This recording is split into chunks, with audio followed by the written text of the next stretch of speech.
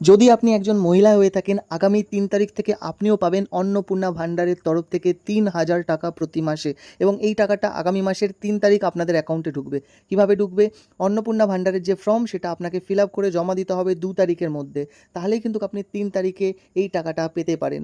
কোথা থেকে ফর্ম পাবেন ফ্রিতে? আপনার এলাকার বিএলও, আপনার পঞ্চায়েত, আপনার বিডিও অফিস, আপনার এসডিও অফিস, আপনার পৌরসভা বা আপনার এলাকায় যে সমস্ত আইসিডিএস কর্মী আছে তাদের কাছ থেকে আপনার এই ফর্মটা ফ্রিতে, একদম ফ্রিতে পাবেন।